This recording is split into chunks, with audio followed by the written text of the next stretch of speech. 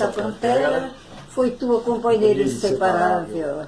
Acostuma que a lama que te espera, o homem que nessa terra miserável mora entre feras, sente uma necessidade única de também ser fera. Toma um fósforo, acende o teu cigarro, e o beijo amigo é a véspera do escarro. E a mão que afaga é a mesma que apedreja, e se ainda algum mal te causa alguma pena, apedreja essa malvil que te afaga, escarra nesta boca que te beija. Uau! Boa noite, meus queridos espectadores do canal do Poetariado em sua 47ª edição. Hoje começamos o canal com esse poema, que é mãe do nosso convidado, Antônio Tadeu Wachowski. Boa noite, Hamilton. Boa noite. Eu quero registrar aqui, primeiro agradecer aí a todo mundo a emoção, partilhar essa emoção da Francelina Barreto Wachowski declamando como uma declamadora incrível que ela é. Segundo, registrar a passagem da Heloísa Teixeira, Heloísa Buarque de Holanda, que faleceu a semana passada e teve um papel muito grande na cultura brasileira. Eu tive a honra de escrever um texto com ela, de visitá-la, e um texto para uma rede latino-americana de arte e cultura. Ela escreveu 26 poetas hoje, dando muita visibilidade aos poetas, principalmente da periferia, poetas negros e poetas marginais, etc. Uma pessoa muito importante. E hoje, muita história para contar, César? Muita história para contar. Muita história. Hoje vai ser uma trajetória incrível aí, de muitos anos. E muito pouco tempo, o nosso canal dedica aos poetas, que 1 hora de programa, muitas vezes é pouco tempo, mas nós já estamos há 5 anos, lançando luzes sobre a diversidade cultural e poética brasileira. E o Tadeu compõe esse cenário de poetas brasileiros que merecem uma nossa conversa poética. O canal é um canal poético, não é jornalístico. O canal não é um canal acadêmico, digamos assim. É uma conversa. Então, acho que podemos começar essa nossa conversa, Podemos, mas antes eu preciso dar uma de youtuber, Manda ver. Eu tenho que convidar o pessoal que está aqui nos assistindo, aqueles que ainda não se inscreveram no canal, para se inscreverem, acionarem o sininho, porque, além do nosso programa, a gente está sempre publicando vídeos, poemas, informações sobre o mundo literário e poético do nosso querido Brasil. Então, se vocês se inscreverem no canal e acionarem o sininho, vocês contribuem muito para que esses códigos digitais façam com que o canal circule bastante e outras pessoas se integrem ao canal. Então, mensagem dada, mensagem comercial dada, agradeço muito a atenção de vocês e, claro, agradeço a presença de todos vocês. Vamos chamar o Tadeu? Vamos chamar o Tadeu. Cadê o Tadeu? Onde está o Tadeu aqui? Achei o Tadeu aqui. Boa noite, Tadeu. Obrigado por aceitar o nosso convite. Que emoção, hein, Tadeu? Que emoção, hein? Emoção. Você viu com certeza? Emoção é a gente, a emoção é a vida, é o dia a dia da gente, cara, que é cheio de emoção, de susto, aqui nesse Brasil que é todo conturbado. Eu fico feliz pelo convite, muito obrigado. Obrigado também por ter trazido o meu amigo Ivan Justen, para participar do programa. E vamos lá, Eu estou já aqui com a luz na cara, vocês podem interrogar à vontade. Não é um depoimento inicial. É uma conversa. É uma conversa. Estou pronto para o pau de arara. A tia Francelina aí, firme e forte, na poesia, cara. Deu um nó na garganta aqui. A Kalinda deve estar vendo, a Jane deve estar vendo, a Lídia deve estar vendo. Esperamos que o pessoal tenha vindo, porque a gente nunca sabe, Milton? Você sabe como é que o pessoal tem a memória, Todo mundo esquece. Eu esqueço. Esses dias eu esqueci o aniversário do meu neto. Eu passei vergonha maior. O cara chega aqui e diz, você não está esquecendo de nada, não? Viu, Tadeu? Você tem sorte porque eu te conheço bem e você não pode mentir, porque poeta é muito mentiroso, né? Os poetas são muito Sim, mentirosos. faz parte, né? Mas, mas você mentiu, eu vou... Tá, né? Mas é o seguinte, Tadeu, você tem uma trajetória muito grande, né, que a gente partilhou, acompanhou, né, desde a década de 70, do Grito na Cidade Cinzenta, que Sá está sendo 17, até Reis Magros, os magros, não, eu digo Sangue o Gracilo. primeiro 77 livro publicado, né, e o Grito na Cidade Cinzenta, a Sala 17, depois daquele movimento todo, Reis Magros, Oz, o livro do Tal, e uma série de livros até você Tadeu chegar 1, Tadeu 2, e isso, até você chegar 69, vida vida Verbe breve, Breve. breve, e até você chegar no Poemas de Amor ainda, né? Quer dizer, Isso. Quer e dizer, a mostra que você... o Poemas de Amor ainda não é o último. O último é esse aqui, ó. Os 12 Trabalhos de Hércules em versos. Sim, sim. Mas É, esse. eu digo livro solo, né? O livro Ah, livro solo, solo, sim. né? Sim. E que você também fez as subversões em 2024 na Biblioteca Pública Paraná, né? Beijo de língua. Nessa trajetória de 50 anos, praticamente 48 anos, 50 anos de poesia, né? O que você destacaria, assim, eu sei que é difícil fazer essa pergunta, é difícil, mas o que se destacaria como alguns momentos ricos, assim, dessa tua trajetória, para a gente iniciar uma conversa? Eu acho assim, ó. Eu sempre fui uma pessoa que você sabe como é que eu era, né? Uma pessoa com muitos amigos, né? Minha casa vivia cheia de amigos. Então, para mim, conversar, eu vou muito naquela linha do Ernst Pound, que diz que poesia é uma conversa entre pessoas inteligentes, né? Então, eu acrescentei mais uma coisinha nessa definição do Ernst, coloquei inteligentes e sensíveis, né? Então, eu acredito muito nessa troca de ideias, de discutir um assunto, de trazer uma visão nova sobre alguma coisa já consagrada como e aceita e transformar ela numa coisa nova. E a conversa com as pessoas, elas acrescentam muito na gente, né? Então é muito comum assim, como eu sou um editor, né?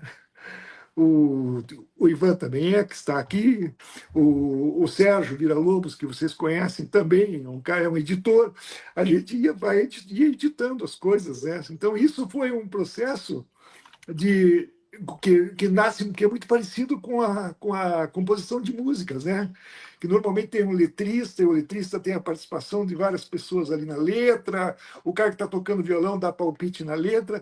Então, eu fui crescendo num ambiente assim muito propício à troca, dessa troca de ideias. E eu tinha feito faculdade na Católica e tinha feito uma tese sobre o, sobre o Guimarães Rosa, e eu escrevi um trabalho, acho que era 20 e poucas páginas, escrevi um trabalho inteirinho na forma que o Guimarães Rosa tinha escrito o Grande Sertão Veredas, com aquelas palavras. E daí comecei a fazer aqueles poemas que começaram a aparecer. Já tinha escrito outro tipo de poemas, mas comecei a escrever uns poemas assim, mais ligado ao modernismo, mais ligado ao inconformismo, mais, não sei, uma linguagem diferente, nova. Para mim era nova, né? Pode ser que para os outros não fossem, mas para mim era nova. E isso me ajudou muito, porque comecei a escrever sem parar, sem parar, sem parar, sem parar, sem parar, sem parar, sem parar. Aí parei mais um tempo, acho que uns 5 anos, lendo os nossos letristas, né? Quando eu me encontrei com o Marcos Prado e com o Roberto, a gente começou a ler, principalmente eu e o Marcos, né? E o Edson, não o de Vulcanos, o Edson Fox Nunes Monteiro. A gente começou a ler os livros de letras, etc., e começamos muito a ir para o lado da letra, né? da poesia, das letras. E depois também, você sabe, né, Milton, desde criança eu sou um leitor por causa da mãe, do Augusto dos Anjos, né? Minha mãe vivia declamando, eu adorava aquela sonoridade estranha do Augusto dos Anjos, e também me apaixonei pelo Gregório de Matos Guerras, e assim fui criando gosto pela poesia, né? Por essa poesia mais um pouco mais estranha do que não gostava, por exemplo, do Olavo Bilac. Hoje eu gosto, mas eu não gostava. Eu gostava do Augusto dos Anjos, eu gostava da irreverência do Gregório de Matos Guerra. E porque isso, eu acho que deu uma feição para a minha poesia, que é meio irreverente, meio debochada, meio bem-humorada, às vezes nem tanto, mas filosófica. Enfim, essa variedade que todo artista tem, né? E é isso, foi uma caminhada, né? Uma caminhada feita de livros, 46 livros, mais de 1.000 músicas, com 83 parceiras. Então, traduções com o livro de Tal, por exemplo, uma tradução feita com o Roberto Prado, com o Alberto Centurião, O Inferno, com o Marcos Prado e com o Sérgio, ganhamos o prêmio lá da região toscana, né? Uma homenagem da região toscana pela obra. Traduzimos o Fausto, eu e o Sérgio, ganhamos um prêmio, uma menção rosa da Alemanha, pelo Fausto, e a gente foi fazendo essas coisas, né? Daí nasceu essa ideia de eu traduzir outros autores, né? Da minha forma de traduzir, que eu acho que não é bem uma tradução, é por isso que eu chamo de subversão, né? E vocês sabem, a coisa foi longe, foi longe. Daí começou o movimento punk em Curitiba, é uma longa história, Milton. Se a gente for Agora, me diga só uma coisa, Tadeu. querer criar uma linha, é difícil, viu? Me diga só uma Porque, coisa. Só um porque tudo minutinho, acontecia ao mesmo tempo. só um Você... minutinho, Hamilton. Sim? Só um minutinho. Fala. Deixa eu dar um aviso para o público que está nos assistindo, que eles também podem participar da conversa através de comentários. Então, por Sim. favor, quem quiser fazer alguma pergunta, manifestar alguma opinião, fique à vontade que eu coloco aqui no ar para os nossos convidados responderem, tá bom? Pode continuar, Opa. Milton. Então, Tadeu, você é interessante, tem uma marca importante aí nessa trajetória, que é os poemas a muitas mãos. Tem um poema no livro Caminhos da Violência, por exemplo, aquele de capinha amarela, né? Uhum. E tem um poema a 7 mãos. Sim. Eu quero entender um pouco, a gente quer entender um pouco como é que é essa criação, que já não é uma coisa inédita. Fernando Pessoa já fazia isso e outros poetas já faziam isso, Sim, mas sim. nunca vi a 7 mãos. A 7 mãos nunca vi. Hamilton, veja bem, Carinho da Violência, a maioria delas são letras de músicas, né, Hamilton? Sim, mas são poemas, mas são letras de música também, porque foram musicadas. Então, toda aquela série ali feita no Linus Bar, que é um bar, digamos assim, que é uma referência em Curitiba, uma referência cultural de Curitiba. O Bar do Lino foi onde o movimento punk praticamente nasceu e se desenvolveu. As bandas tocavam lá no bar, foi um local assim que às vezes tinha 1.500 pessoas fora do bar, pô. Uma coisa, um acontecimento cultural mesmo da cidade durante mais de 10 anos. Então, quando a gente estava fazendo alguma coisa, tinha sempre, quando estava eu, o Marcos, o Edilson, o Edson de Vulcanes, enfim, toda a nossa turma ali, 10, 15 poetas, conversando, daqui a pouco um dizia, eu estava fazendo uma letra lá, o cara disse, não, bota assim, ó, pá. Quer dizer, e de repente não, eles estavam apenas na mesa e não disseram uma palavra, mas como eles fizeram parte daquele momento, então a gente pegou por costume colocar o nome de todas as pessoas que estavam na mesa. Então dá a impressão que tem 20 Então tem uns mais autores do que os outros, certamente. Sim, tem. Por exemplo, quando nós fizemos a música do Frank Zappa, nós traduzimos aquele Camarada Grilo. Porra, cara! Acho que tem 20 que assinam aquela tradução lá. Mas ficou super legal a música, né? Pô, a música ficou genial. O poema acabou ficando muito forte, cara. E você vê que tinha participação de várias pessoas que estavam na minha casa naquela noite. E quando nós fizemos o Camarada Grilo, né?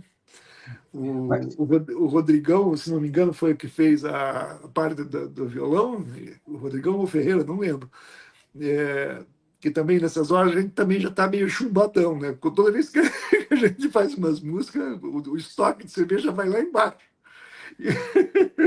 Mas, Tadeu, oi. Eu quero insistir um pouco na pergunta do Hamilton, porque você está falando da composição conjunta de letras de música. No entanto, você tem livros de poemas, por exemplo, Sim. Esse aqui é um deles, aliás, nós, onde Sim. tem vários poemas feitos com mais de uma pessoa. Sim. Eu queria entender, porque veja bem, Nesse livro, aí, particularmente, tem mais eu e o Marcos Prado, né? Marco Fábio, isso. Praticamente quase 85% dos poemas são eu e o Marcos Prado, né? Daí tem o Roberto também, Roberto Prado, e acho que tem o Centurião. Edilson Del Grossi, né? São 4 nesse livro. O São Sérgio 4. Villa-Lobos. E o Sérgio Villa-Lobos, tá? Isso. Isso, 5. São 5 poetas aí. É. Então, mas o que eu Esses quero sempre, saber é como é. esses a gente conversa até hoje. Você vê, eu tenho aqui um livro que eu acho assim um dos mais espetaculares que a gente lançou, que hoje em dia ele está começando a fazer sucesso, cara. É isso, incrível. Você vê, nós lançamos há quase 15 anos atrás esse livro que é chamado Não Temos Nada a Perder. Eu e o Sérgio Villa-Lobos escrevemos esse livro, Aham. entendeu? E ele, na época, todo mundo achou assim, estranhou muito. Eu não sei por que tanto estranharam tanto esse livro, né? Mas hoje, quando as pessoas pegam esse livro, todo mundo comenta comigo assim, pô, vocês fizeram uma coisa maravilhosa naquele livro, pô. Pô, você vê, na época, quando a gente lançou, ninguém falava nada do livro. Ninguém falava, e todos esses poemas que estão nesse livro aqui, ó, que são, acho que 50 e poucos poemas, são conversas entre eu e o Sérgio, né? A gente sentar na mesa e começar a compor verso por verso. Vai desenvolvendo a ideia. A gente tem a ideia do poema e daí a gente vai desenvolvendo. Vai encontrando as rimas, vai vendo como é o ritmo que a gente quer dar. E o Sérgio é muito exigente, né, nos versos, eu também sou, então a gente vai, pouco a pouco, vai dando forma, né? E é uma conversa. A gente normalmente está tomando um vinho, está tomando uma cerveja, ou está tomando um uísque, ou estamos aqui em casa, normalmente, ou estamos no bar da TT, ou estamos no bar do Lino, ou estamos em algum lugar. A gente sempre pede um papel, uma caneta e faz um poema, né? E isso eu acho uma parte mais legal da minha vida como artista. Eu acho que essa capacidade que eu desenvolvi de poder conversar com qualquer pessoa e com qualquer pessoa fazer um poema, eu acho que é muito legal. E as pessoas gostam muito disso. Eu nunca tinha escrito nada, olha, agora tem um poema com o Tadeu. Eu acho isso sensacional. O Marcos Prato foi um também que levou essa brincadeira para frente, fez parcerias com muita gente, o Roberto Prado, o Trim, lá de Londres, né, que é o nosso parceiro querido. Pô. O Trim até agora fez do meu livro Os Bêbados Amam Demais, que é um livro em dodecassílabo, né, que eu fiz todo em dodecassílabo. São 10 capítulos, são 2.600 versos, e ele fez para o inglês, cara, ele traduziu para o inglês em dodecassílabo, quer dizer, seria parceiros desse naipe, né? A Faculdade de Londres, uma Universidade de Londres, queria que eu fosse fazer o lançamento lá, porque eu fiz um projeto aqui na Fundação Cultural, eles disseram que o Trim não era um tradutor juramentado, e não... o cara mora 30 anos em Londres, não é um tradutor à altura, fez a tradução do livro em dodecassílabo, cara, e não deixaram a gente tinha convite de Nova York e tinha convite de Londres, e não aprovaram o nosso projeto. Coisa da Impressionante. burocracia. Tadeu, lê um poema para gente. Vou ler um poema meu, vocês querem, né? Claro, nosso público Eu adora ia ler ouvir o o meu, poeta lendo poemas. meu e do Sérgio do livro, mas depois eu leio. Eu vou ler um aqui que eu gosto muito, e é mais ou menos, ele explica, né, a minha visão de poesia. Ex-nada se chama o poema, né? Sou letrado no que não serve para nada, pós-graduado em vírgulas impressionantes, mestre em anatomia de vogais, consoantes, doutor dos bons em ritmo, som e batucada. Com o marca-passo original no coração, estribuchei de dor nas notas imaturas. Mas em vez de ir em frente quebrando estrutura, me fiz PhD nas contas da oração. Rezei por rima rara ao Deus dos meus versinhos. E quando dei por mim, mendigo do impossível, caí de joelhos. E a humanidade impassível, querendo um outro céu, nem creu nos meus carinhos.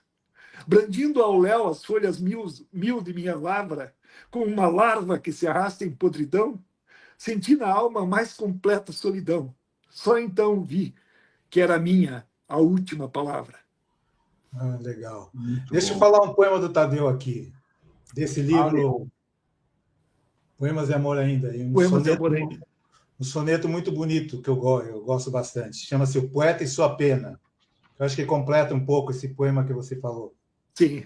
Sou um poeta, escravo do que escrevo, réu do que silencio, senhor apenas de míseras quimeras, às quais devo a minha vida, obra e as duras penas. Não que não me divirta com esmero dos mestres que me antecederam, penas que deram a minha alma e o meu selo, as fórmulas apenas. A eles consagro esse augusto farol que me guia, orienta e me põe a salvo, não das tormentas, mas da calmaria, para que meu pobre coração volte das trevas e sol tome de assalto a vida que eu pedi a Deus um dia. Eu gosto muito também desse poema pelo que ele representa e pela homenagem que eu faço ao Augusto, né, como meu principal poeta de adoração. Legal. Ele e o Cruz de Souza, né? O Cruz de Souza, porque fez um poema definitivo sobre os poetas, né, Hamilton? Tu és o louco da imortal loucura, o louco da loucura mais suprema. A terra é tua negra algema, prende-te nela a extrema desventura. Mas essa mesma algema de amargura, mas essa mesma desventura extrema, faz que tua alma, suplicando gema, e rebente em estrelas de ternura. Tu és o poeta, o grande assinalado, que povoas o mundo despovoado de belezas eternas, pouco a pouco. Na natureza prodigiosa e rica, toda a audácia dos nervos justifica os teus espasmos imortais de louco. Que eu acho assim de uma beleza essa estrofe, né? Quando ele fala da dor que se transformando em estrelas de ternura, é uma coisa maravilhosa. Então Como é que você combina, Tadeu, essa... Opa, caiu. Não, ele não caiu. Eu acho que a câmera dele ficou escondida, cara. Tadeu. Até hoje isso nunca tinha acontecido. Bom, mas eu queria saber do Tadeu se ele está me ouvindo, né? Que a gente não deixa cair a peteca, né? Pois é. E eu acho que o Tadeu, assim, uma pergunta que eu ia fazer para ele, mas também é uma maneira de resposta, ele tem essa influência, vamos chamar assim, essa presença do Augusto dos Anjos, do Cruz de Souza, poeta simbolista, né? E do Augusto dos Anjos, e, por outro lado, que tem uma linguagem límpida, clara, lírica, né? Fortemente subjetiva, né? E a linguagem, ao mesmo tempo, do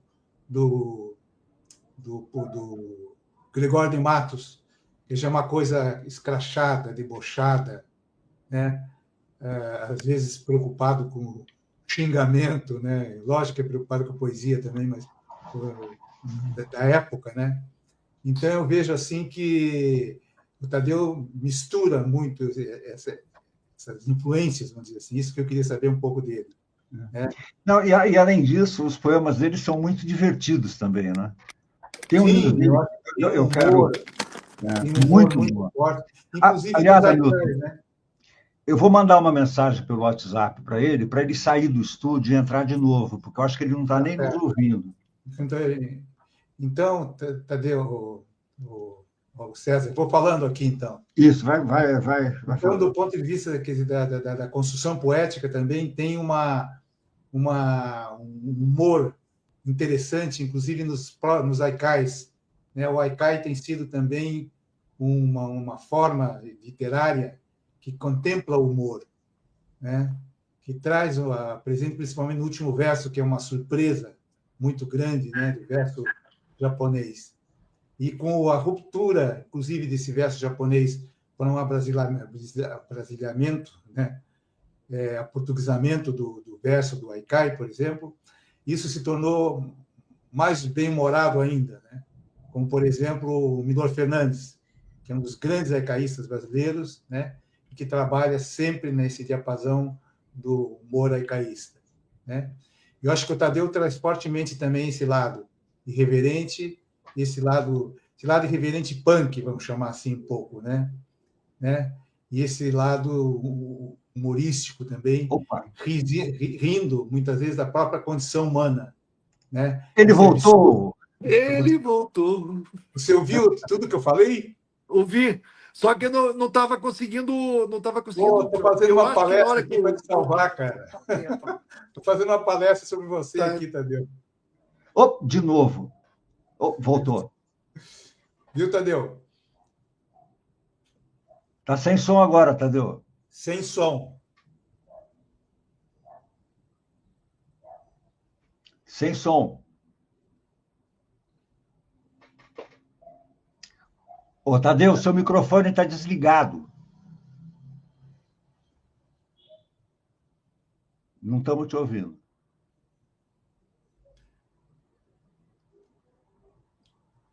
Vamos chamar o Justin? Tadeu, eu aconselho você a sair e entrar de novo, porque a gente não está conseguindo te ouvir. Enquanto isso, a gente vai chamar o Ivan Justes. Cadê ele? Não é Justes, é Justen. Boa noite, Ivan. Boa Tudo noite, bem? Ivan. Eu tenho som. Tem som, estamos te Posso ouvindo mandar bem. o som? Pode mandar. Todo mundo está botando pela boca o coração. Até ontem minha amiga tu me davas a razão. Hoje não, hoje não. 4 dias sem te ver e não mudaste nada. Falta açúcar na limonada. Me perdi da namorada. Nadei, não dei nada. Sempre o mesmo poeta de bosta, perdendo tempo com a humanidade, perdendo tempo com a humanidade. La la la la la la la la. Todo mundo está botando pela boca o coração. Até ontem minha amiga tu me davas a razão. Hoje não, hoje não. 4 dias sem te ver e não mudaste nada. Falta açúcar na limonada. Me perdi da namorada. Nadei, não dei nada. Sempre o mesmo poeta de bosta. Perdendo tempo com a humanidade, perdendo tempo com a humanidade. La la la la la la la la. Hey! Muito bem, muito bem. Esta é uma canção que foi composta por Valmor Douglas Góes, o músico. Paulo Leminski fez o poema e Tadeu e Beco fizeram os 2 versos iniciais e transformaram um poema do Leminski numa canção que, na minha opinião, bom, enfim, vocês digam aí o que vocês acharam. O fato é que isso era um poema assim: 4 dias sem te ver e não mudaste nada. Falta açúcar na limonada, me perdi da namorada, nadei e não dei em nada, sempre o mesmo poeta de bosta, perdendo tempo com a humanidade. Aliás, até era 4 dias sem te ver e não mudaste nada, falta açúcar na limonada, me perdi da minha namorada. E aí, esse pessoal, Tadeu, Beco, Roberto Prado, irmão do Marcos Prado, e Valmor. Eu não sei se o Leminski ainda estava vivo quando eles fizeram isso. Não sei. Eu queria saber do Tadeu, se ele estiver por aí. Vocês estão me vendo? Tá tudo certo? Não, estou vendo. Ele está assim. Vou botar ele no ar aqui. Não, essa música foi feita por mim e pelo Roberto Prado. Depois o Valmor fez um arranjo para ela, né? Mas Entendi. a música foi composta lá em casa, a gente estava lendo o poema do Leminski, daí a gente falou, pô, mas para fazer isso aqui, desse poema, que a gente fazer uma música, a gente vai ter que acrescentar uns versos. né?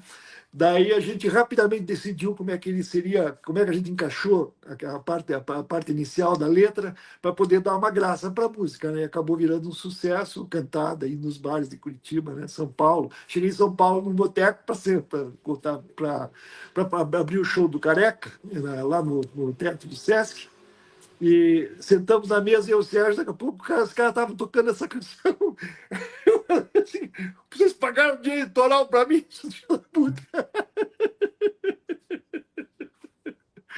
É uma história bem bacana.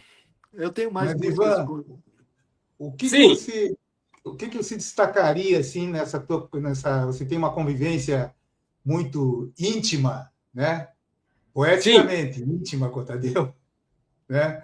E, o que se destacaria assim, o que mais me impressiona, por exemplo, nessa trajetória na criação do Tadeu Workshop?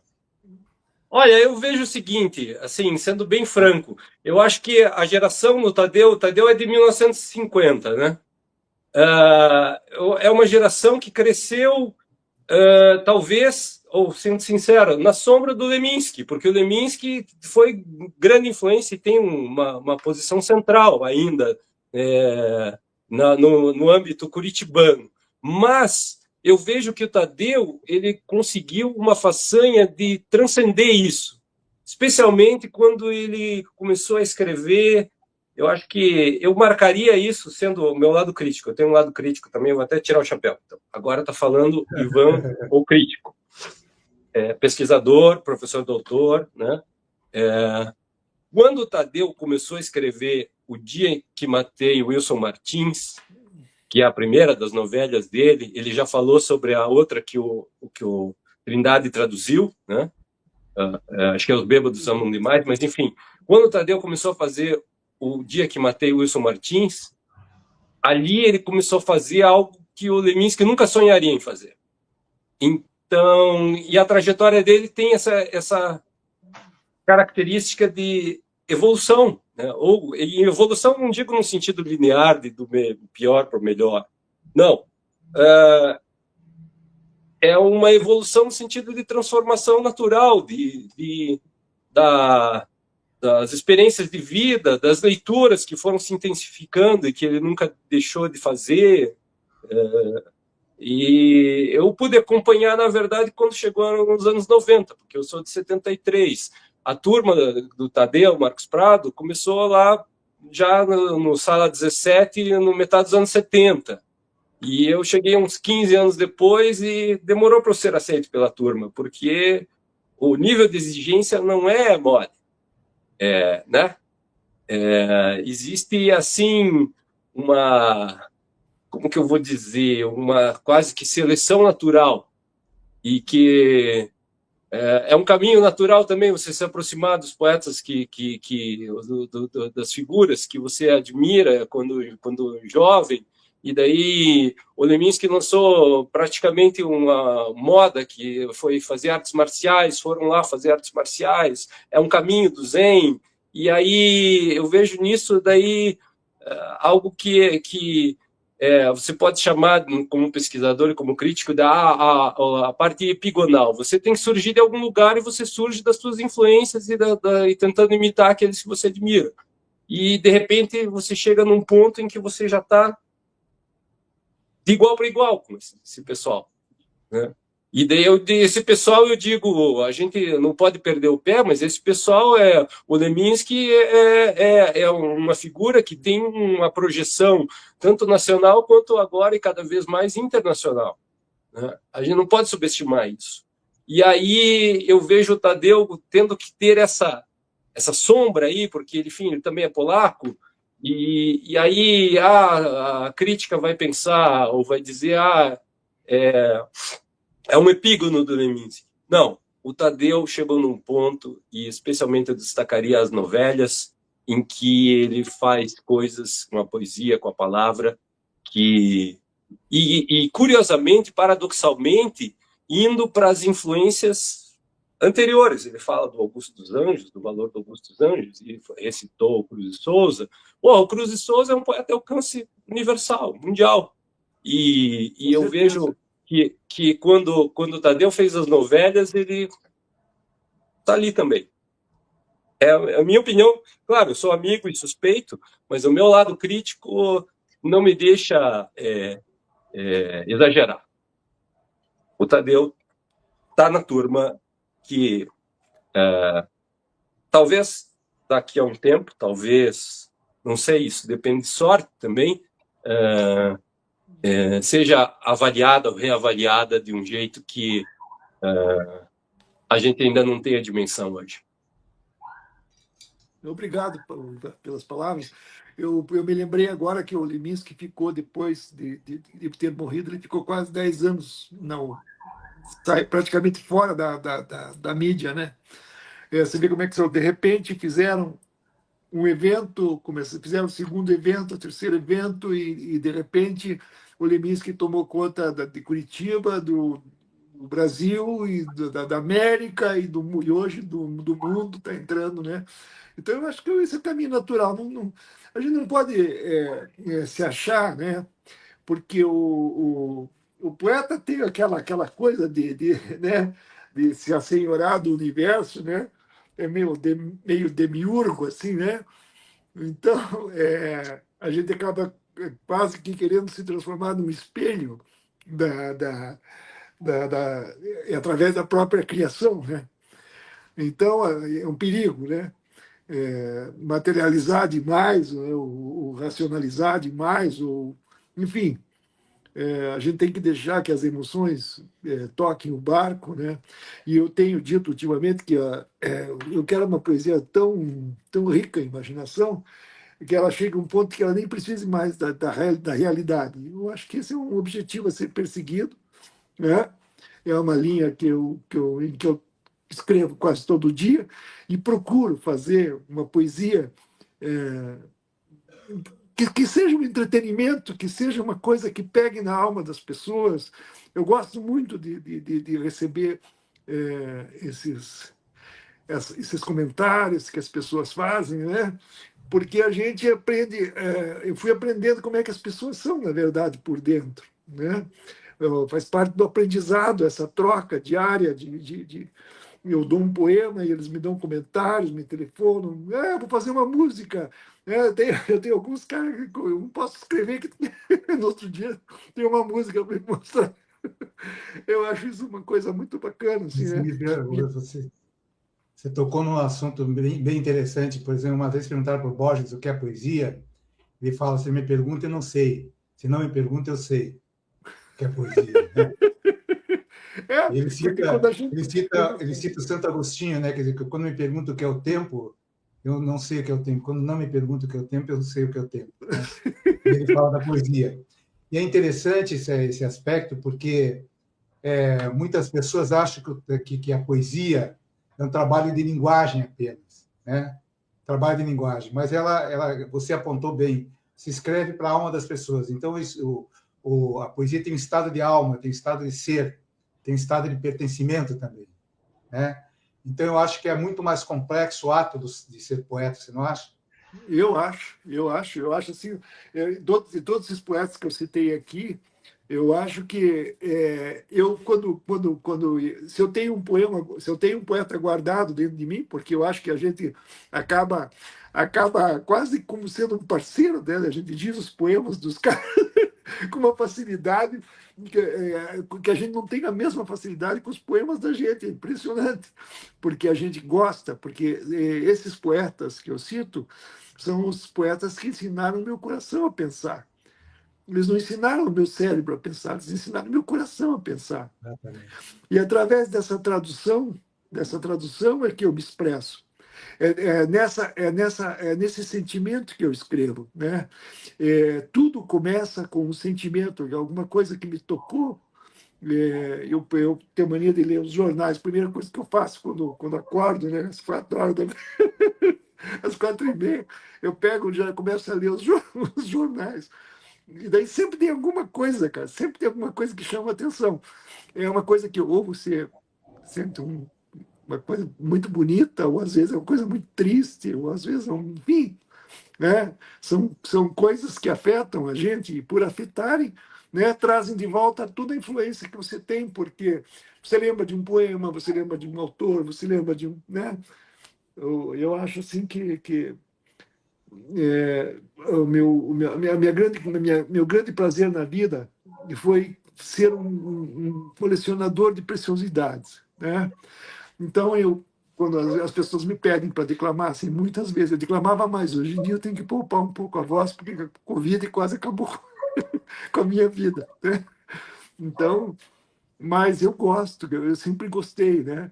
Então, quando eu chego num lugar assim, eu digo, pô, Tadeu, declama aquele poema, declama aquele, sabe? E acabou criando uma forma de comunicação com as pessoas, né? Elas gostarem dos poemas.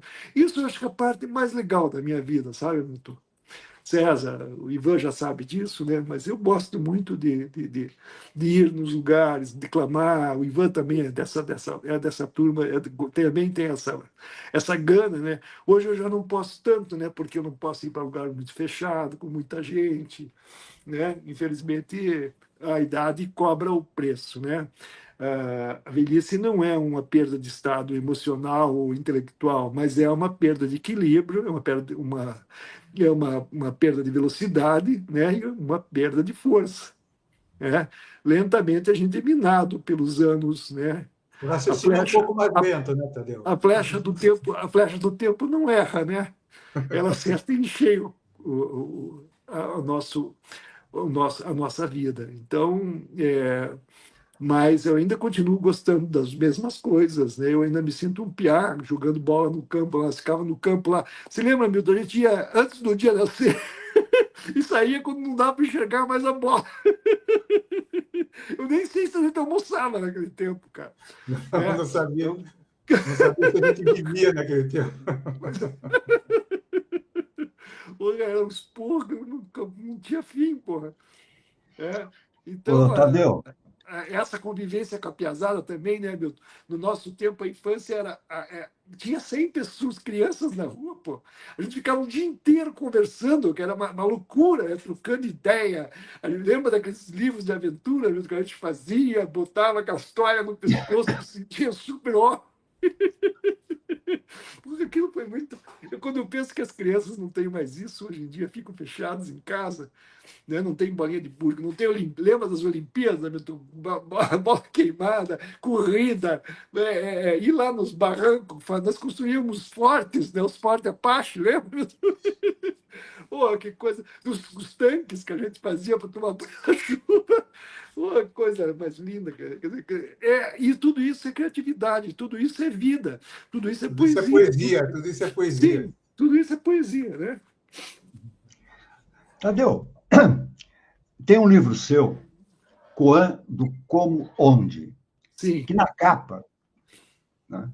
aparece como autor o É, Sabor do Sabor Suco. Yeah. Esse desenho é do Daniel Condo. Daniel Ah, é Condo do está em Daniel São Paulo. Condo. Está aí em São Paulo, a capa é Sim. dele. Ah, tá. Não, e aí Fazer eu fiquei bastante surpreso com esse livro, né? Porque quando eu comecei a ler, eu falei, nossa, peraí, que livro é esse que tinha me mandado, né? Ah, que livro é esse? Aí está aqui embaixo, por Antônio Tadeu Wachowski. Ah, tudo bem, aí eu vou ler. E aí eu fiquei muito surpreso, né? Porque veio um pouco ao encontro do que você acabou de falar sobre o sentido da vida, né? E tem passagens desse livro que eu acho simplesmente maravilhosas, porque são verdadeiros, realmente, corresponde ao título, são verdadeiros koans, né? Que Sim, o Zen budismo pratica muito. Eu vou sim. tomar a liberdade de ler um deles, Opa, e depois eu quero que você comente um pouco a elaboração disso e qual a tua claro. relação com essa questão do Zen budismo. Como atingiste a iluminação, mestre? Não atingi, fui atingido. E o que devo fazer para ser atingido? Tente atingir. Mas não vejo o alvo. É porque estás olhando para mim. Cara, isso é perfeito, é maravilhoso. Isso é um ensinamento zen, né? Qual a tua relação com o Zen budismo? É só literária? Você tem alguma prática? Não, isso é mais da linguagem mesmo, né? É Mais da a linguagem. linguagem. As brincadeiras de linguagem. Esse livro é toda uma fantasia de linguagem, né? Lógico que eu sou uma pessoa lida, eu sou uma pessoa que tem uma grande formação assim intelectual, né? Bastante com muita influência, muita. Então, lógico que essas coisas eu traduzi o livro de Tal, vocês sabem, eu fiquei 14 anos, o Roberto Prado e o Roberto Centurião, né? Nós ficamos 14 anos traduzindo, são 81 preceitos. Tem preceitos lá que a gente reescreveu 70, 80 vezes. E naquele tempo não tinha computador para você dar o Ctrl+C. A gente começava a bater desde o começo do livro, da mesma forma a Divina Comédia, né? A gente, cada vez que a gente se encontrava, a gente reescrevia tudo, desde o começo. Porque daí a gente foi moldando, foi arrumando e tal. Quando, como era uma brincadeira diária, que eu colocava 4 todo dia, né? Então eu tenho mais um livro pronto do Sabor no Suco, né? Ou eu vou fazer um talvez com o dobro de páginas. Eu tenho vários prontos, né? Que eu ainda não coloquei a público, porque eu quero lançar um livro bem legal do Sabor no Suco, assim como quero lançar um livro bem legal do Dalton Machado Rodrigues, que vocês, não sei se o Hamilton já leu, Crônicas do Dalton Machado. São crônicas de 20, 30 20, 30 páginas, 3.000 palavras, 4.000 palavras, mas são brincadeiras, né? Nesse Dalton Machado Rodrigues, eu faço um híbrido, um escritor híbrido, que é uma mistura minha com o Dalton Trevisan, o Machado de Assis e o Nelson Rodrigues. E do nosso diálogo nasce aquelas crônicas enormes, né? Que tem gente que ainda pede mais. Então, tipo, pô, cara, quando termino de ler, dá vontade que tivesse mais coisa.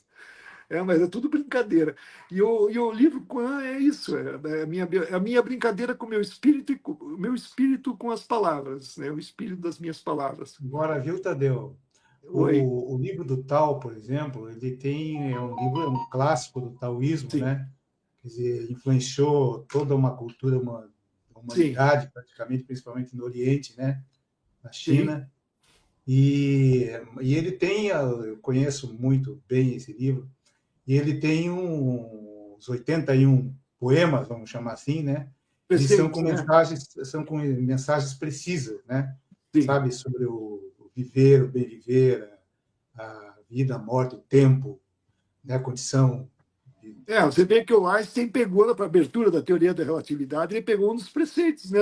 Sim, mas eu quero saber o seguinte: vocês escreveram e reescreveram esses textos, mas fiéis àqueles preceitos que o Lao Tse colocou no Tao Te Ching, ou vocês reescreveram de acordo com o ato autoral de vocês? Não, na própria apresentação, do texto de apresentação, você vai ver que tem lá que nós colocamos, para poder passar o taoísmo para a língua portuguesa, nós tivemos que usar Jesus Cristo, nós tivemos que usar Allan Kardec, nós tivemos que utilizar um pouco da física, né?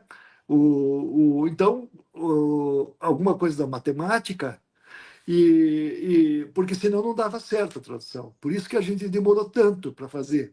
14 anos, a gente reescrevendo. Eu até eu achei aqui, ó, olha aqui, ó, essa foi a primeira edição. Ó. Como são 81 preceitos, até o 37 é teoria, né? E depois do 38 até o 81 é prática. Tanto que o 37 é o princípio final, né? Que, aliás, tem um verso aqui que eu acho demais. Ele começa assim, ó, tal entra em ação para fazer nada.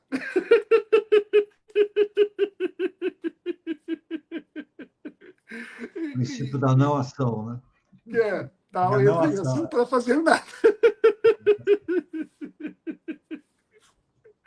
É isso. E daí foi uma experiência espetacular. Pô. Daí, você vê, quando eu terminei o livro de Tal, a gente já começou o inferno.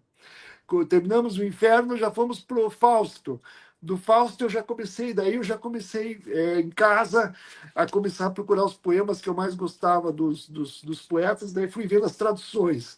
Daí eu entendi por que eu não gostava de muita coisa, cara. Todo mundo falava que o poeta era bom e eu olhava aquelas traduções e digo, meu Deus do céu, o que é isso? Que tem eles lançam uns livros aí com umas traduções que vai pra puta que pariu, cara. Troço ruim. Dá a impressão que o cara é um bosta. O autor é um bosta, e não é. É um puta de um poeta, só que foi mal traduzido. E eu comecei a traduzir alguns poemas, e daí eu fui dando o carinho que eu achei que cada autor merecia, né? Até fiz uma exposição recentemente chamada Beijo de Língua, o Hamilton lá na apresentação falou das subversões, que eu chamo de subversão por uma razão muito simples. Né? Eu acho muito tolo a ideia do cara pensar que ele pode pegar um poema e traduzir o pé da letra. Isso é de uma infantilidade absurda. Né? Então, eu comecei a realmente procurar transmitir o que eu pegar a ideia do poema e recriar o poema para passar a ideia que o poeta que estava querendo. Eu acho que o termo subversão é perfeito. Né? O termo subversão é perfeito. Por quê? Pelo que eu entendo. Né? Porque você era um subversivo, tá? Você faz uma leitura do poema, uma leitura...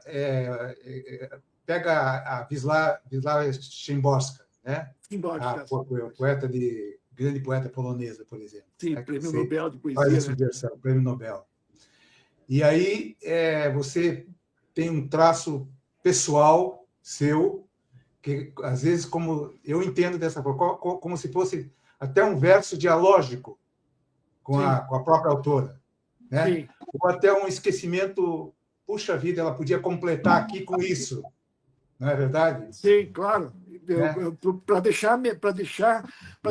Você deixa a sua marca no poema dela e você às vezes até completa o poema dela na sua. Se é melhor ou pior, não importa. Mas você faz essa subversão, entendeu? Eu acho interessante a proposta. Esses dias eu traduzi um poema, o Ivan falou assim. Não é essa a tradução, mas a tua ficou melhor. Eu acho que é isso. Cara. Vou dar um pitaco, então. Claro. Não, inclusive, você vê os poemas traduzidos, por exemplo, você não acredita que o cara se notabilizou por aquele poema. Né? Pô, que coisa impressionante, que poema ruim, como é que esse poema está cantado em prosa e verso, né? Que loucura, né? Mas daí você vê muitas vezes, que uma tradução mal feita, né? Ela, digamos assim também, porque tem muitos poetas que são traduzidos, Hamilton, por caras que não são poetas. Você pega, por exemplo, as traduções dos irmãos Campos, por exemplo, são espetaculares, não tem o que se fazer ali. Eu já tentei pegar poema de alguns autores que eles traduziram e tentar fazer uma tradução melhor, não dá. Eles fizeram a coisa certa, entendeu? E tem muito cara que traduz, porque fala a língua, daí pega o poeta e traduz. Pô, ele traduz, mas não traduz. Porque ele não traz. Ele não traz. Deixa eu dar um pitaco. Claro! Fala lá, Ivan! Obrigado. Décio Pinhatari também é excelente tradutor, porque é excelente poeta. Agora, tem um negócio perigoso, que é você tomar liberdade demais. Mas, na verdade, quando você é poeta e mestre, você consegue. E aí, o que eles fizeram, por exemplo, com o livro de Tal? Colocaram um verso do Paulinho da Viola. Sim. Do Samba para Ver as Meninas. E encaixou, e foi perfeito. Só que aí, alguém, um desavisado, olha isso e pensa que vale tudo. Né? E é um número perigoso. Assim, quando tem aquela frase, não tente fazer isso em casa, porque é o risco máximo você tomar esse tipo de liberdade. Porque são textos, no caso do Tal, é um texto sagrado, um texto clássico, é um texto que funda uma cultura, uma filosofia. E aí você se atrever a verter isso usando uma sabedoria que está num samba do Paulinho da Viola, né? É para poucos. O Paulinho é um sábio, né? O Paulinho da Viola é um sábio. O Paulinho da Viola aconteceu aqui um show dele no Paiol, não sei se vocês vão acreditar nessa história, mas é verdade. Ele entrou no palco, o público levantou, eu fiquei de pé também. Nós aplaudimos durante 10 minutos, ele sem parar. Ele não, Ele é cara, fantástico. ele se emocionou de tal forma, cara. E quando a gente percebeu, acho que todos nós no palco que estávamos no teatro, percebemos que ele tinha se emocionado, a gente aumentou o volume das palmas. E estava quase em 5 minutos já as palmas. Quando a gente viu que ele começou a lacrimejar, a gente, cara, aquele teatro começou assim, mas parecia que todo mundo tinha um trovão na mão, cara. Blá, blá, blá. Cara, ele ficou muito emocionado. Quando a gente terminou de aplaudir, ele sentou, ele pegou no violão assim, ele ficou parado e disse assim, ó, nunca fizeram isso para mim na minha vida. Muito obrigado. Porra, foi Ele uma é de coisa... uma humildade, né? De uma humildade. Cara, ele é uma pessoa sensacional, cara, sensacional. Ele é um poeta, né? Ele é um poeta. E é um poeta da primeira linha, né? Primeira linha. Assim como Noel, como Adoniran, né? Chico Buarque, Caetano Veloso, né? Caetano é fantástico. Caetano é aquele CD não é CD, é LP, né? Cinema Transcendental, para mim, é a obra-prima musical do mundo. Do mundo. Cinema Transcendental é algo que extrapola tudo. Acho que é o primeiro disco que conseguiu fazer eu esquecer os Beatles. Ele é genial, né? Nossa Senhora. César, tem alguma questão aí para colocar, César? Hamilton, eu estava esperando uma pausa para lastimar. No roteiro que a gente preparou, a gente não deu conta de nada, cara. Não, mas ainda não terminou, ainda tem tempinho. Não, nós temos nada, a gente já está perto de 1 hora, meu amigo. Por isso eu acho bom esses dois falarem poemas para a gente poder daqui a pouco finalizar. Opa! Pega a piada do patrocinador, né? Então, o Ivan que leia um poema agora, Ivan. Isso. Vou ler 2, porque na verdade tem um que eu sei de cor, que é uma parceria minha com o Tadeu. E vou falar rapidamente que teve uma noite que a gente começou a fazer poemas em parceria e eu estava com sono e o Tadeu dizia, mais um, vamos escrever mais um. E foi uma coisa impressionante. Vamos lá. Souza na Cruz. Noites e mais noites, entre alegrias e agonias. Que bom se tudo fosse poema de Gonçalves Dias. E a vida, depois do susto, abrisse a boca do inferno para os anjos de Augusto. Bom. Ai, que não São Tadeu. Legal. Muito bom. Agora, eu vou ler um. Vai sua vez. Vai. Para mostrar para vocês como é que funciona mais ou menos a coisa, né? Então, Emily Dickinson é uma poetisa que eu vou ler 2, então já vou separar um aqui dela também, da exposição Deus de Língua, porque daí eu já emendo um no outro, e pelo menos para vocês terem uma ideia do que faço, né? Senão pode ficar meio vago demais. Eu escrevi um poema chamado Tudo na Vida, um poema de amor a Emily Dickinson. Acordei com Emily Dickinson na boca e a sensação de uma garrafa que espoca. Mas logo ao abrir os olhos, que cena! Entre os dentes achei um poema e a cada palavra que dormia de touca, lancei o desafio do dia à luz mais louca. Vestindo os versos à boca pequena, minha língua trivial entrou em cena. Não fosse o céu desse azul cegante, eu não teria dado um passo adiante. Falei tão manso e a voz tão rouca que a minha desgraça era pouca. Minhas pernas tremiam gelatinas. Como não ousar diante da beleza? Tomando um café sentado à mesa, eu ainda retinha entre as retinas. Que sonho, que amor, que manhã, por todo o poema o hálito da maçã. Somente quando abri as cortinas, o sol me deu toda a certeza. E foi no calor de sua correnteza que fundi essas rimas repentinas. A vida é hoje, a morte o amanhã. E a poesia, o seu mais ardoroso afã. Aí, nesse dia, eu fiz a tradução do poema Convivas, da Emily Dickinson, tentando emendar quase essa mesma sensação, esse mesmo sentimento. O poema é assim, ó, uns se salvam indo no domingo à igreja. Eu fico a salvo aqui no meu quintal. Tenho um sabiá e seu recital, sem sair do pomar ou de onde eu esteja. Outros guardam o domingo em roupas brancas, mas eu vou ao som de minhas asas tantas. Ao invés de repicar dos sinos lá da colmeira, meu pássaro canta suavemente ali na palmeira. É Deus pregando de um jeito formidável. Eu sempre curto o seu sermão admirável. Assim, em vez de entrar no céu só no fim, eu já convivo com ele desde o jardim. Muito bom. Ah, Tadeu, eu quero te Tadeu, fazer um pedido especial. Opa! Numa das nossas reuniões de pré-produção do programa, você leu um poema que eu não lembro o título, que fala da coisa, coisa, coisa. Esse eu não preciso ler, não, eu não li. Esse poema, todo mundo me pede, cara. Porque Paioca, desde que eu fiz em 78, 77, eu vou contar uma historinha bem rapidinha. Teve uma época que o pessoal falava que a minha poesia era poesia de alienado. Você é alienado, você não está vendo a ditadura, não sei o quê. Falava esse tipo de coisa para mim. Aí eu escrevi esse poema, que é assim: como é que vão as coisas? Cala a boca, coisa ruim. Você não está falando coisa com coisa. A coisa não está preta, coisíssima nenhuma. Você está com muita coisa para cima de mim. Mas eu lhe peço só uma coisa: deixe a coisa em paz para ver como é que a coisa fica. Alguma coisa me diz que por uma coisinha de nada eu deixei de dizer uma porção de coisas. Outra coisa, baixe nesse centro, mas com o espírito da coisa. Não precisa ser aquela coisa, mas pelo menos uma coisa tão estranha que, mesmo que seja sempre a mesma coisa, seja coisa do outro mundo. Pois de todas as coisas, no fim, sempre resta pouca coisa. Outra coisa, a vida tem dessas coisas.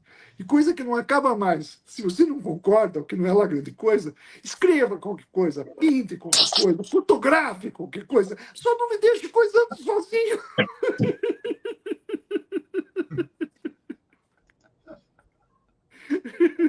É muito bom, cara. olha, É muito Eu bom. fiquei devendo. Disse que ia mandar dois. Então manda. Então, manda lá. Deusa a Deus. Escrito com Tadeu Wojciechowski em setembro de 2006. Nem bem na mesa a ceia foi servida, jogo a toalha branca em prol da paz. Agora que sei para que serve a vida, eu faço versos como quem desfaz. Os convivas brindam vivas ainda. Só eu, a contragosto, digo mais. A festa está que está, mulher, bem-vinda. Vamos comer, beber, dançar iguais. Tenho comigo você, Deus amiga, que nunca desaponta a ponta do prazer, nem pede, tampouco pede para eu pagar para ver se o populacho continua a intriga. Amado, diz a deusa, o céu nos cai, como uma luva cai. Levanta e vai. Muito bom. Muito bom. isso aí, né, Eu nem Sérgio? lembrava Então, desse, Ivan. Vocês sabem que tem poema meu, tem um poema que faz um sucesso desgraçado na internet, já me fizeram colocar não sei quantas vezes. Você sabe aquele poema de cor que eu estava bêbado, estava dormindo e ditei para você, e você no dia seguinte me entregou o poema e falou: esse você fez dormindo. Eu estava tão bêbado, cara, eu não. Estava desacordado e falando. E ele anotou o poema. Era um você não é um poeta sério, Tadeu. Você não é um poeta sério. Claro que não. Graças a Deus, né? Graças a Deus, né? Mas viu, Tadeu? Eu posso ler uma tradução agora, que eu acho importante, porque é um dos meus poetas guias também, que se chama Vladimir Mayakovsky. Manda ver. Esse poema, o Sérgio me mandou, ele descobriu esse poema, e daí ele colocou no Face de manhã, 6 horas da manhã, e disse: Tadeu, esse é para você arrumar. E daí eu fiz a versão, a subversão do poema. E, no entanto, o nome do poema. Na rua, só penúria e cancro sifilítico. No ir e vir do povo, um cuspe de volúpia. Sem as roupas das núpcias, mas com bafo etílico, as casas ruem, vítimas dessa luxúria. Solta em minha imaginação outro universo, e o inferno se espalha por 1000 quarteirões. Um fogaréu de labaredas e explosões sai de minha cabeça tonta, rima e verso. Sim, quem tem cu tem medo, mas não larga a teta. Minha voz, como um jorro vômito direto, salta da boca ao som de praga do capeta. Mas não sofrerei castigo, sou o predileto. De meus pés e pés, muitas flores ao profeta, e todos adivinham o seu futuro tétrico. torço-lhes o nariz, sou único e poeta. Meu fim tem um enredo muito mais elétrico. Em meio às cidades em chamas, bem ungido, as putas me oferecerão ao Deus que creem, para justificarem o perdão pedido. Deus, sem acreditar no que seus olhos leem, chora lendo a poesia que sorrindo eu faço. Em passadas ligeiras, então vai comigo, pelos céus, com meus versos sobre o seu sovaco, e os lê, autoralmente, ao seu melhor amigo. Você sabe que o Mayakovsky fazia 14 vezes, às vezes tinha experiência de fazer 14 vezes o mesmo verso. Sim. 14 vezes, sabe o que é isso? E certamente um deles é esse que quem tem cu tem medo. Por exemplo, o pessoal, quando leu a tradução que eu fiz com o Sérgio do Fausto, do Um Fausto, porque o Um Fausto 2 está pronto, mas a gente não lançou ainda. A gente lançou Um Fausto, que vocês sabem que o Goethe escreveu Um Fausto e depois escreveu a segunda parte do Fausto. Então a gente batizou o primeiro livro de Um Fausto e agora nós fizemos Um Fausto 2. O título vai ser Um Fausto 2, vai ter a primeira e a segunda parte. Mas nessa obra ele colocou todos os palavrões da língua alemã. Todos. Tem no livro, Fausto tem todos os palavrões da língua alemã. Até aquela época, né?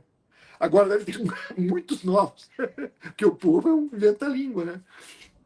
É, verdade. Mas é isso aí, né? Meus queridos, infelizmente, está na hora de darmos bye-bye para o nosso público. Quero muito agradecer o Tadeu por aceitar o nosso convite para participar desse. Esse foi um dos programas mais divertidos que a gente fez até hoje. Foi muito bom. Que bom, fico feliz. Eu também. Tanto é que o nosso roteiro, foi para o espaço. Não sobrou nada do roteiro. Para variar, né, cara? Comigo é assim, cara. Não adianta querer programar os troços. É o que eu costumo dizer, a gente faz roteiro, na verdade, deixar as coisas acontecer, né? A segurança minha e do Hamilton, porque o roteiro é uma muleta. E quero agradecer muito também ao Ivan por aceitar o convite do Tadeu para comentar a obra dele, né?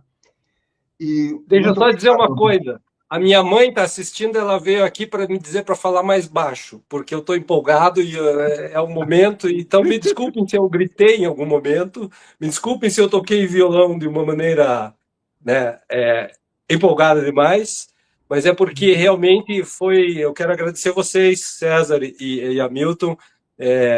Foi um grande prazer aqui. Convidem a gente para mais vezes. Eu acho que uma vez só não dá conta do Não dá mesmo.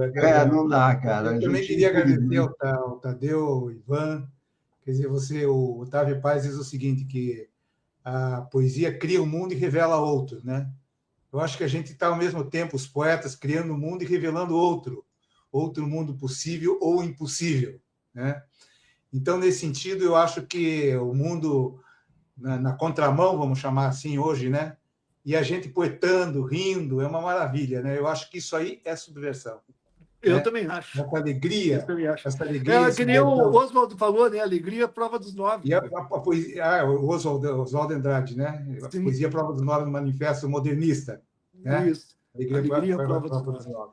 E eu acho que essa alegria da poesia, no momento como a gente está vivendo, cada vez mais salva o mundo, né? Os poetas você mesmo fala reencantamento, né? Reencantamento. Platão expulsou os poetas da República porque eram mentirosos, por isso que eu já chamei a atenção. Você não vai mentir aqui, nem fazer, porque eu estou acompanhando o teu trabalho desde o Platão chamaria você de mentiroso profissional e você está expulso da República. Sim, com certeza.